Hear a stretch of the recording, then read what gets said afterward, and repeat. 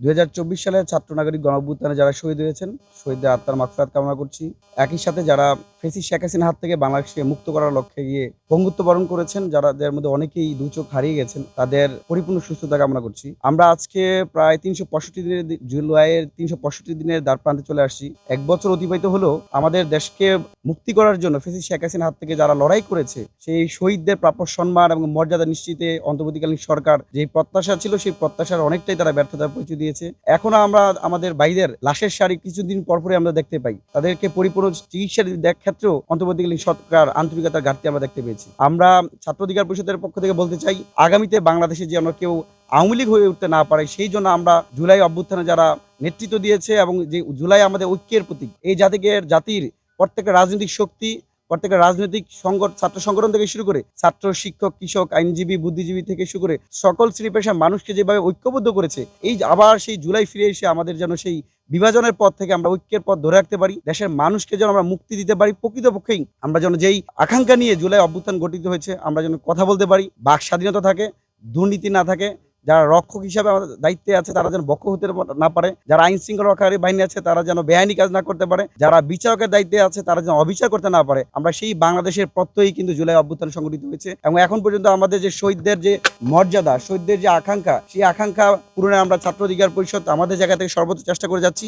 আমরা অন্তর্বর্তীকালীন সরকারের প্রতি আহ্বান জানাই, অনতিবিলম্বেই শহীদ পরিবারদের প্রাপ্য সম্মান এবং মর্যাদা নিশ্চিতের জন্য আপনাদের কাছ থেকে আমরা দৃশ্যমান পদক্ষেপ আশা করছি। একই সাথে আমরা যেহেতু আজকে ছাত্র অধিকার পরিষদের পক্ষ থেকে আমরা শহীদদের কবর জিয়ারত করলাম, সেক্ষেত্রে আমরা বলি, দেখেন, এই অভ্যুত্থান পরবর্তী সময়ে অনেক কিছু পেয়েছে। বিশ্ববিদ্যালয়ের শিক্ষক যারা ছিলেন তারা প্রমোশন পেয়ে তারা বিসি প্রক্টর হয়েছেন, অনেক আমরা যারা এপিএস ছিলেন তারা সচিব হয়েছেন, অনেক জায়গায় অনেক প্রমোশন হয়েছে। কিন্তু শিক্ষার্থীরা যে মৌলিক অধিকার, শিক্ষার্থীদের যে গণতান্ত্রিক অধিকার, সেই ছাত্র সংসদ নির্বাচন নিয়ে কিন্তু এখন আমরা দেখতে পাচ্ছি না। এই যে জুলাই আগস্ট অভ্যুত্থান সংগঠিত হয়েছে, কারাও সংগঠিত করেছিল?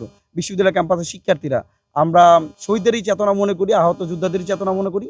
আমরা অনতিবিলম্বে প্রত্যেকটা বিশ্ববিদ্যালয় ক্যাম্পাসে শিক্ষার সুষ্ঠু পরিবেশ নিশ্চিতের লক্ষ্যে শিক্ষার্থীদের গণতান্ত্রিক অধিকার রক্ষায় আমরা ছাত্র সংসদ নির্বাচনের দাবি জানাচ্ছি।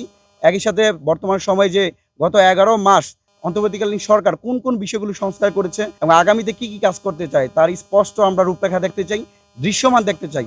যদি আমরা কথায় রাজনৈতিক দলগুলোর কাছে শুনতে পাই যে নির্বাচিত সরকার এসে বাকি সংস্কার করবে, যদি নির্বাচিত সরকার এসে বাকি সংস্কার করে থাকে, তাহলে গত 11 মাস অন্তর্বর্তীকালীন সরকার কি করেছে? আমরা ছাত্র সমাজের পক্ষ থেকে অন্তর্বর্তীকালীন সরকারের মাননীয় প্রধান উপদেষ্টার কাছে আহ্বান জানাচ্ছি, তিনি জাতির উদ্দেশ্যে পরিষ্কার করবেন।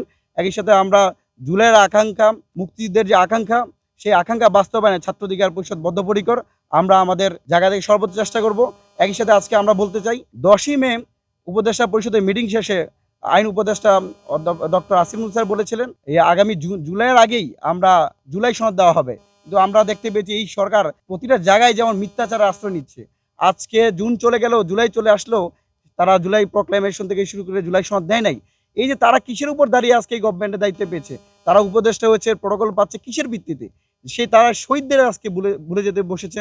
আমরা তাদেরকে আবার স্মরণ করে দিচ্ছি, আমরা যারা আছি, আমরা যারা আমাদের জীবনের রিস্ক নিয়ে দাঁড়িয়েছিলাম, আমরা তো শহীদ হওয়ার তামান্না নিয়ে কিন্তু রাস্তায় দাঁড়িয়েছিলাম। যতদিন না পর্যন্ত শহীদের আকাঙ্ক্ষা বাস্তবায়ন হবে, আমাদের স্বপ্নের বাংলাদেশ বিনিময় হবে, মানবিক বাংলাদেশ বিনিময় হবে, যে বাংলাদেশে প্রত্যেকটা মানুষ মর্যাদা নিয়ে বসবাস করতে পারবে, প্রত্যেকটা প্রান্তিক পর্যায়ে মানুষ স্বাস্থ্যসেবা নিশ্চিত পাবে এবং শিক্ষার যে গুণগত পরিবর্তন হওয়া দরকার ছিল, সেই গুণগত পরিবর্তনের প্রত্যাশা পর্যন্ত আমরা ছাত্র অধিকার পরিষদ মাঠে থাকবো।